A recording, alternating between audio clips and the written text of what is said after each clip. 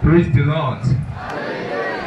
Je suis ravi de vous voir ce matin parce que j'ai constaté que vous aimez si tant mon papa. Alors je bénis le Dieu Tout-Puissant. Nous, enfants du pasteur Albert Moussandi, saluons toute l'assistance, principalement le comité exécutif, le corps pastoral ainsi que les fidèles de l'Église évangélique universelle. Si nous sommes réunis aujourd'hui, c'est pour dire à Dieu, à celui qui fut une connaissance pour d'autres, un ami, un serviteur de Dieu, un parent, un frère, un époux. Pour nous, c'est notre père, notre papa, l'homme de référence, le géant dans l'ombre de qui nous avions fait nos premiers pas, celui qui nous a appris patiemment tant de choses, qui nous a donné d'éducation et les armes pour affronter sereinement la vie. Notre papa nous a instruits dans la voie de Dieu, conformément aux ordonnances de la parole de Dieu. Il nous a montré que la plus grande richesse qu'un homme puisse avoir dans ce monde est de connaître Jésus-Christ de Nazareth et d'obtenir de lui le don gratuit de la vie éternelle par la foi en son œuvre, afin de ne pas souffrir dans ce monde rempli de problèmes, de tracasseries, je vais manger, je vais faire ci, afin de ne pas souffrir dans ce monde et souffrir encore dans le monde à venir. Et que servirait-il à un homme s'il gagnait tous les biens de ce monde et s'il perdait son âme? Que servirait-il à l'homme s'il gagnait tous les biens de ce monde et s'il perdait son âme? Et comme il est réservé aux hommes de mourir une seule fois, après quoi vient le jugement. Dieu nous amènera un jour en jugement. Papa a déjà vu pour lui. Il est dans le ciel. Il est en joie. Nous sommes en joie avec lui. Et nous savons que nous sommes tous poussière. Et nous retournerons dans la poussière. Mais nous avons la certitude, l'assurance. Nous sommes sûrs que nous allons revoir notre papa un jour. Dans la joie, dans l'allégresse et dans la présence de Dieu, qu'il a déjà lui-même commencé par savourer. Sachant bien que l'homme n'est pas fait que de corps, mais d'âme et d'esprit, nous croyons en la parole de Dieu, déclarée dans le livre de Jean 11, verset 25, qui dit, je cite, « Jésus lui dit, celui qui relève de la mort, c'est moi. La vie, c'est moi. Celui qui croit en moi aura la vie, même s'il meurt.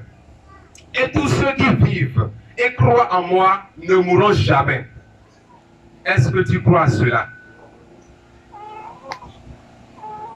Par ailleurs, d'autres ici, de ses amis, n'auront plus jamais la chance de le revoir s'ils n'ont pas la vie en eux. La vie, c'est Jésus-Christ de Nazareth. Je vous exhorte, frères et sœurs, si vous voulez voir mon papa un jour, vous devez donner votre vie à Jésus-Christ. Car le dernier jour, si vous ne donnez pas votre vie à Jésus, vous ne serez pas dans les mêmes lieux que lui. Vous devez recevoir le Seigneur Jésus. Papa n'est pas mort, il dort et il va se réveiller un jour. Il a reçu l'affectation de Père céleste de l'univers. Qui peut aller contre Dieu? Personne. Nous qui sommes encore sur terre aujourd'hui, où irons-nous après notre mort? Où irons-nous après notre mort?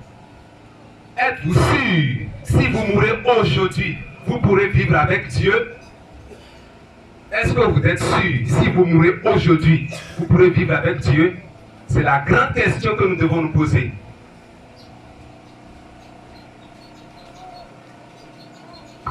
Nous exhortons donc, frères, sœurs, parents et amis, par les compassions de Dieu, à réellement donner votre vie à Jésus, à reconnaître votre état de péché devant Dieu, à accepter que Jésus est mort pour vos péchés, enseveli et ressuscité le 3e jour, afin que vous ayez la vie éternelle.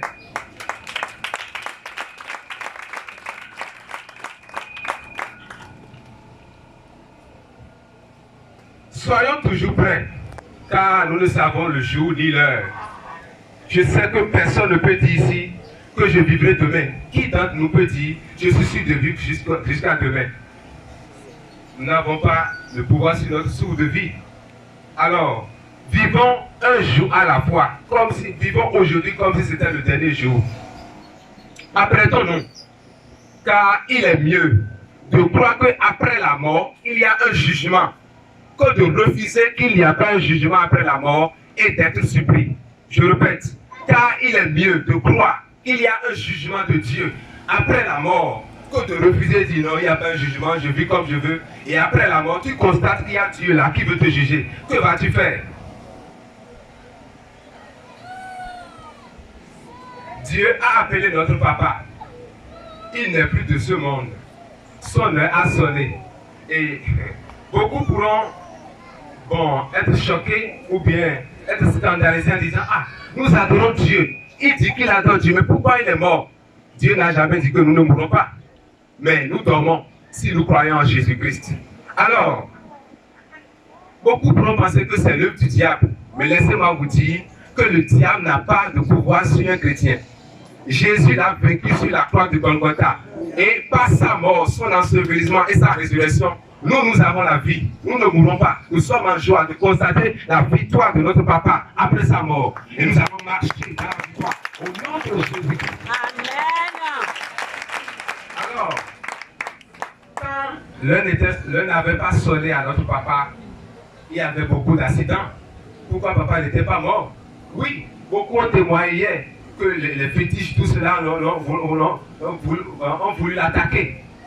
Mais ce Dieu n'est pas Dieu ne dort pas, il ne dort jamais, il ne sommeille. Il n'y a point à lui d'ombre de variation, il vit. Et il ne l'a pas laissé. Mais quand on le sonne, même si tu es dans la fosse, Dieu va t'appeler. Même si tu jeûnes, Dieu va t'appeler.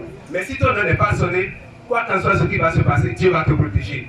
Et je cite, nous avons constaté, nous parlons des accidents répétés sur la route d'Alada. Les accidents de notre papa sur la route d'Alada, de Komassé et de Menoté. Vous-même voyez, Komassé, Menoté, Alada. Oh! Non, notre Dieu n'est pas mort. Il vit. Et tout cela, notre papa pouvait partir. Mais il n'est pas mort. Il est proche de la mort, mais Dieu le ramène parce qu'il a un travail à faire. Mais quand son travail a fini, que pouvons-nous faire? Ceci montre sans doute que ce Dieu qui veille sur sa parole pour l'accomplir ne l'a pas abandonné.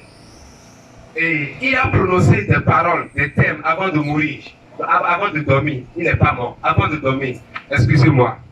Il a dit, gardez la foi. Gardez la foi. C'est mon papa qui dit ça. Il dit, gardez la foi. Et demeurez dans les enseignements de Christ que je vous ai prêchés. Et que celui qui doit évangéliser, évangélise.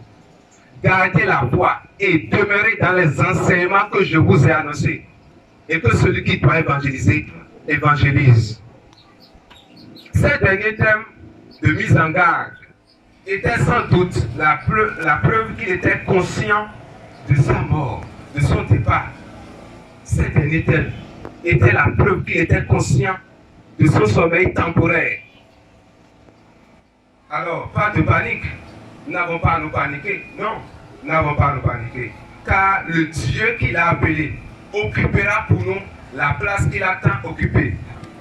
Car ce Dieu qui nourrit les oiseaux du ciel et revêt les herbes du champ, qui existent aujourd'hui et demain seront brûlés et jetés par les hommes, occupera la place de notre papa pour nous.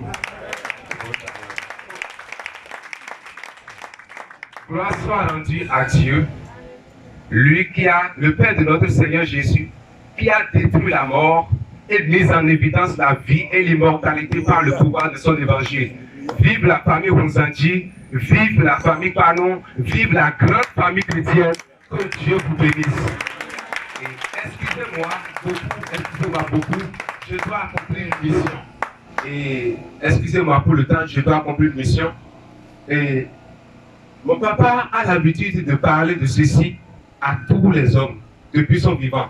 Et comme vous l'avez dit, nous devons emboîter ses pas. Et c'est ça que nous voulons faire maintenant. Nous allons commencer par emboîter ses pas.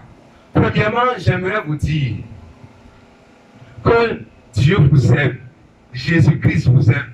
N'importe où vous êtes, Jésus-Christ vous aime. Dieu vous aime.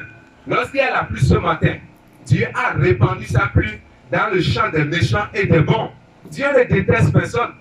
L'amour de Dieu est inconditionnel pour les hommes. Et c'est dans son amour que Dieu a établi un plan pour nous. Un plan de bonheur et non de malheur. Quel est ce plan-là?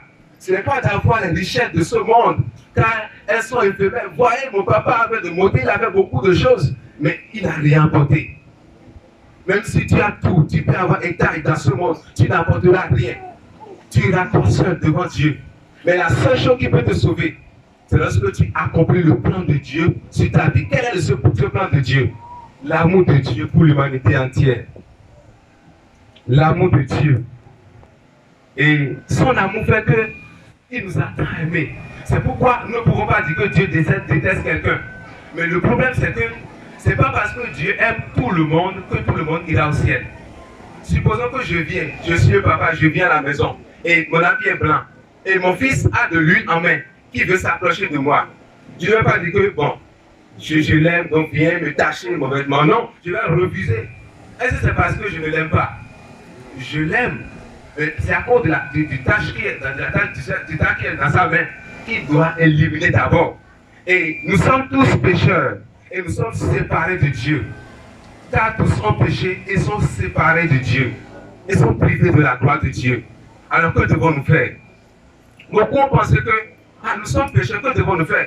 Il faut que j'aille à l'église. Il faut que je fasse les bonnes œuvres. Il faut que j'aille dormir à l'église, prier 24 heures sur 24, jeûner. Mais laissez-moi vous dire qu'aucune de vos œuvres ne vous sauvera de la mort éternelle. Mais il y a un seul sauveur, Jésus-Christ de Nazareth. C'est lui le chemin, la vérité et la vie. Nul ne peut aller à Dieu sans passer par Jésus. Et je ne parle pas d'une église, je ne dis pas d'aller à l'église. Crois en Jésus, crois en la mort de Jésus, crois en son ensevelissement et sa résurrection. Alors, il est temps pour que nous prenions une décision. Car demain serait trop tard. Quand vous entendez sa voix, n'endurcissez pas votre cœur. J'aimerais des volontaires, des gens qui sont décidés aujourd'hui de donner leur vie à Jésus-Christ. Car il ne faut pas que nous ratons ces occasions. La Bible dit, il est préférable de venir dans les lieux de deuil que dans les lieux de fête. Car parce que nous apprenons dans ces lieux. Est-ce que nous voulons retourner comme nous sommes venus? Non. Si nous sommes venus vides, nous pouvons repartir avec Jésus-Christ. Qui sont ceux qui sont prêts pour donner leur vie à Jésus, pour accepter Jésus comme le Seigneur Sauveur? Nous allons prier pour vous, vous serez baptisés dans le Saint-Esprit et vous avez la vie éternelle. Je vous invite, si quelqu'un est prêt à donner sa vie à Jésus, Jésus vous aime, Dieu vous aime, il a un plan pour vous. N'importe où vous êtes, faites cette prière avec moi. Seigneur Jésus, je crois que tu es le Fils de Dieu.